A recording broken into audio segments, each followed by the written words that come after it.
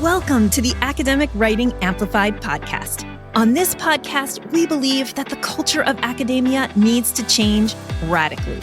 Women and non-binary people are revolutionizing academia within institutions that were not built for us.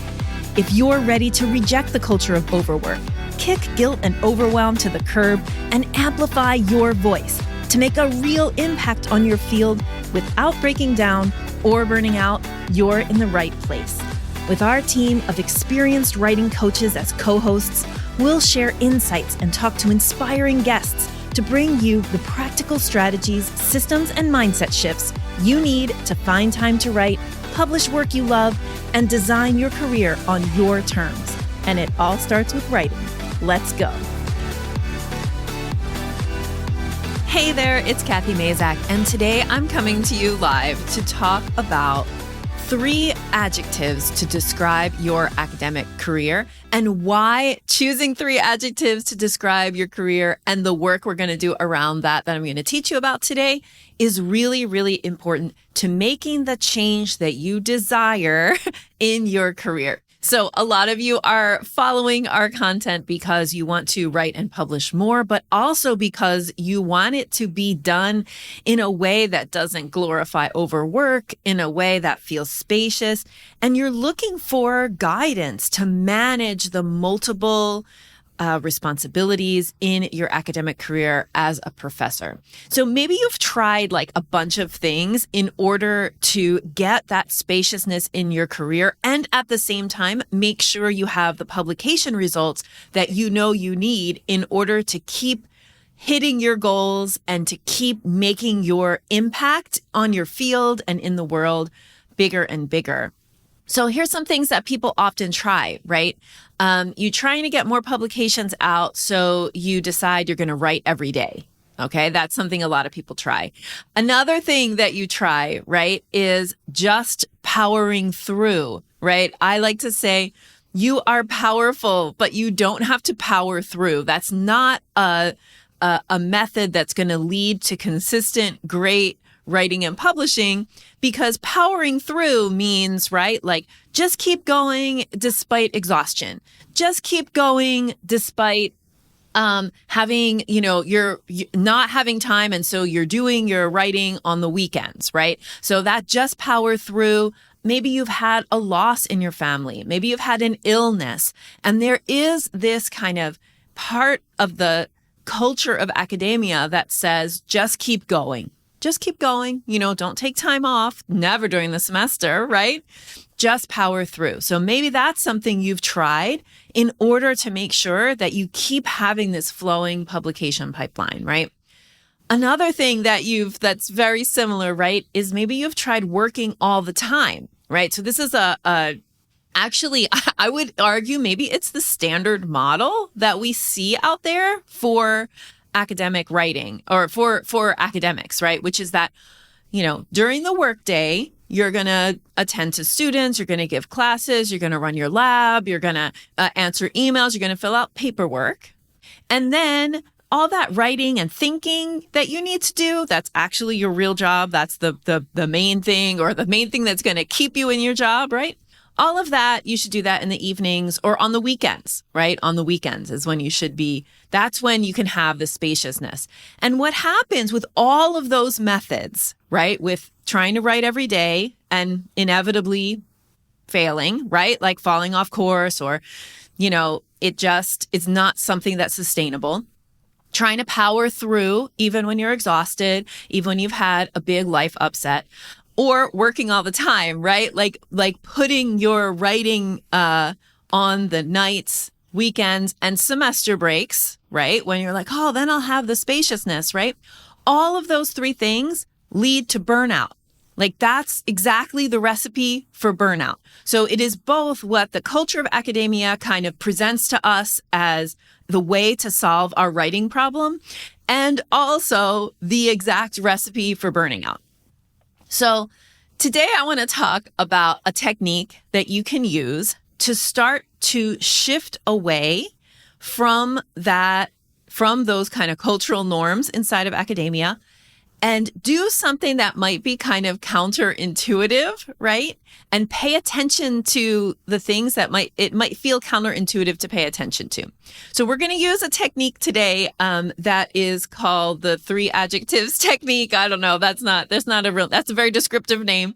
But basically, here's what we're going to do. I want you to think of three adjectives that you want to, right? Aspirationally, the 3 adjectives that, if you could have it your way, would describe your career.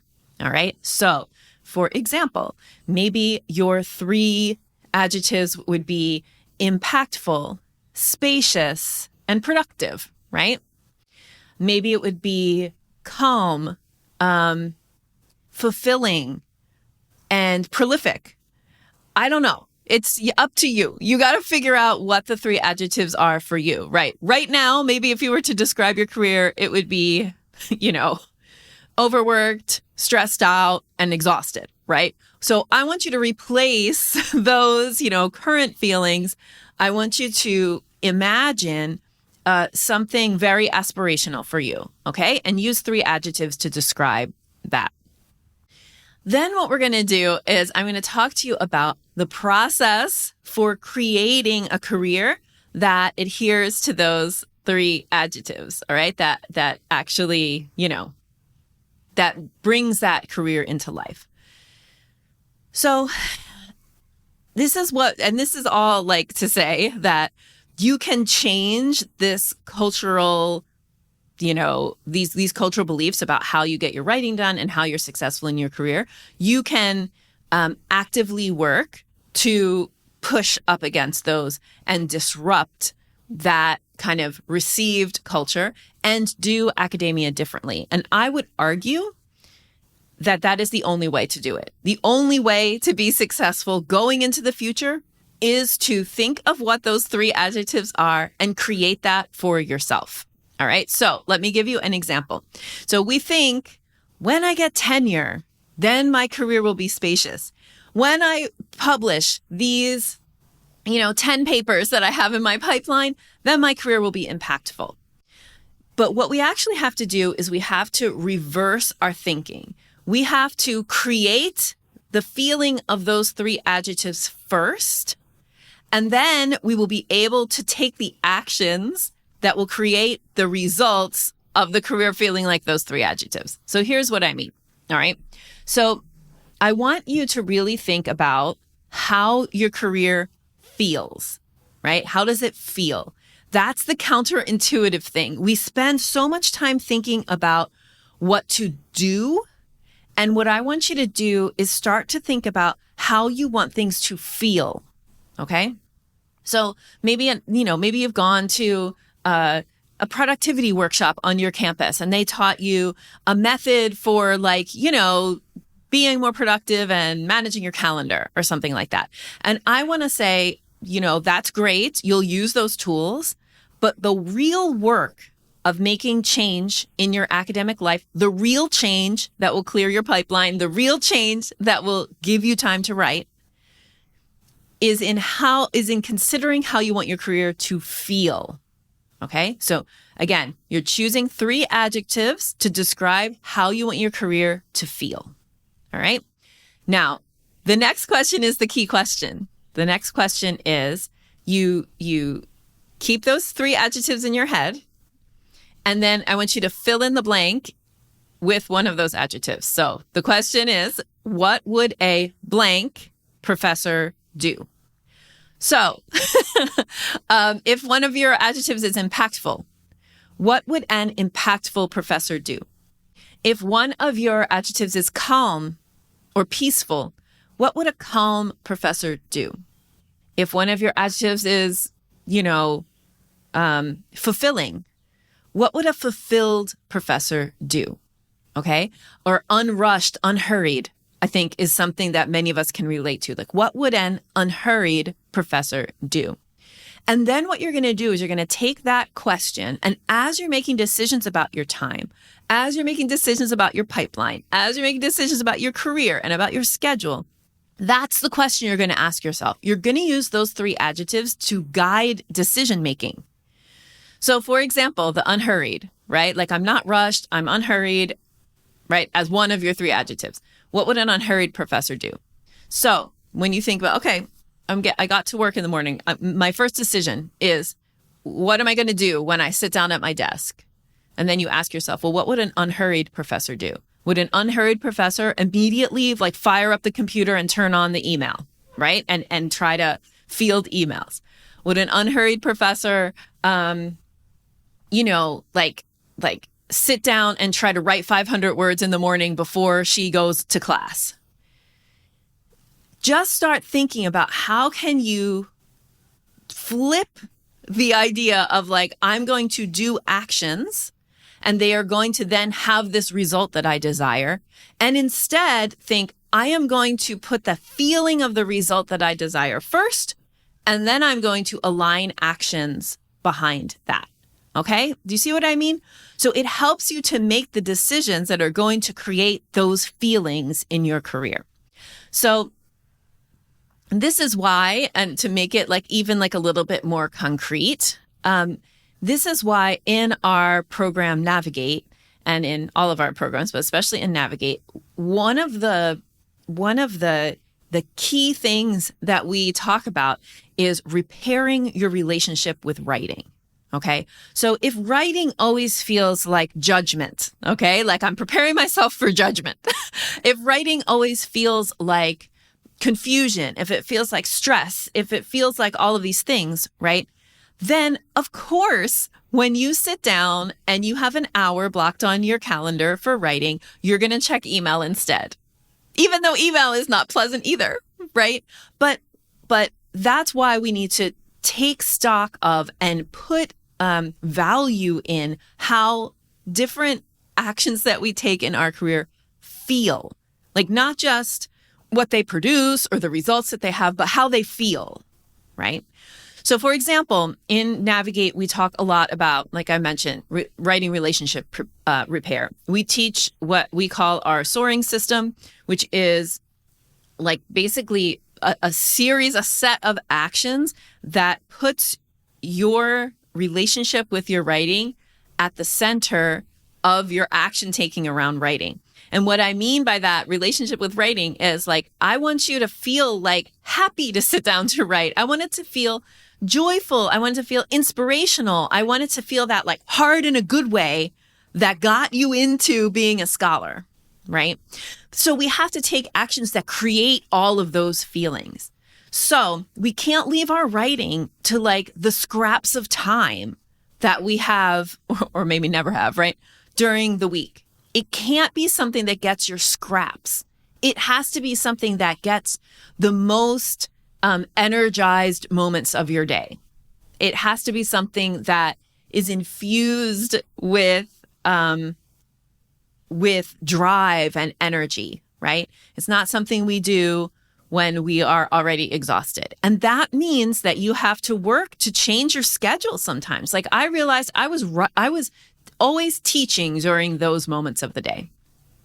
And as I went through my career and got more control over my schedule with more seniority, and also just more guts to ask for stuff, right? I was able to move my classes so that my writing time was not, so that I wasn't always teaching during my writing time, or at least not every day, right? So that's just like one example. There's techniques that we teach. We teach this our soaring system for writing. And part of our soaring system for writing is connecting with community. Another way that you can get that feeling of energy and drive and excitement around your writing is to do it in the same space with somebody, like in a co-writing space or in a co-writing Zoom call or something like that. Having a community around you of other people who are trying to also do this work is really, really helpful. Okay.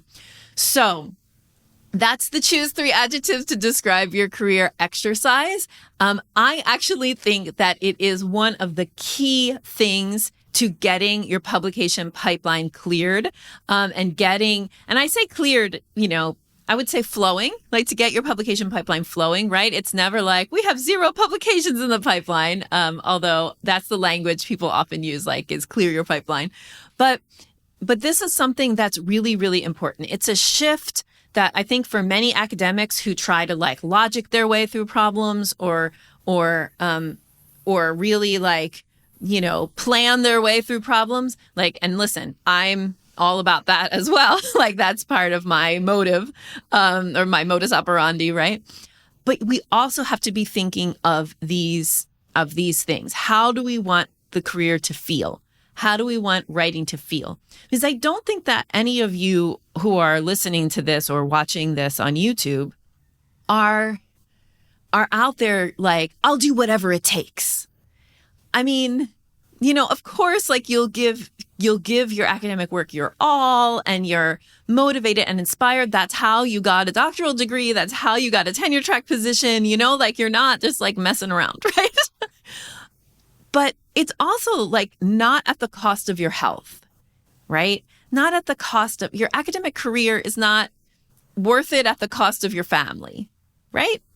So that's why more and more, I think, as the vision of what work is and then the vision of what career is changing, we have to be the ones to enact something new and different. And first, we have to imagine it, and we first imagine it with those adjectives, and then we take action as someone who already has that career that we envision for ourselves. Okay, I hope this was helpful. If you are watching on YouTube, I would love for you to like this video. It helps other people to see it. If you're listening on the podcast, and whatever podcast app you're in, make sure you subscribe, share the podcast with a friend, share the YouTube channel with a friend who you think might benefit from what we talk about here. And also, please know that in the show notes and in the description of the video, I'm going to be putting the application for our Navigate program. If you're listening in real time, we are about to open the floodgates on applications for our Navigate 12-week pilot edition. Okay, so we've never run Navigate exactly this way before. The key difference between how we've run this program, which is over 5 years old and has seen hundreds of academics, over 500 academics have taken this program and published more because of it. What we're doing differently this time is that we're adding consistent weekly group coaching. And so you're going to move through with your cohort and your cohort coach, and you're going to do this 12-week hybrid online program. The content will be delivered through video, and you can also listen to it as audio lessons. There's workbooks and worksheets, and then the weekly call. And that weekly call will be a group coaching call that helps you kind of process the content, or it will be a co-writing call where you'll sit down with your peers and get to work on getting an article out the door. In this program, I'm going to be linking in the description. I will link the information sheet and then the link to apply. It is an application-only program. We're very carefully curating this community. And if you're watching live on YouTube, this is the time to apply, because in early next week, we are going to be sending the application to our whole list of 24,000 academics. And so we definitely want to get your application as an early adopter into our program. We're looking for 10 to 20 people to go through this 12-week Navigate program that starts at the end of February and ends in mid-May. Okay, so go check out the information. Apply. Once you apply, you can have a phone call with me to help you make a decision. But basically, we are looking to help individual women and non-binary academics to change the culture of academia by changing their experience inside academia. We want to make those 3 adjectives that you discovered for yourself or you chose for yourself. We want to help give you the tools and the coaching and the support to make that a reality for your career. So have a wonderful, wonderful day. Apply for Navigate today. We can't wait to get started, and I'll see you next time. Bye. Thank you so much for spending your valuable time supporting yourself and your writing by listening to this episode. If you like what you heard today, the best way to say thank you is to hop on over to Apple iTunes and write an honest review. The more reviews, the more amazing academic women and non-binary people will find this podcast. So go write one now.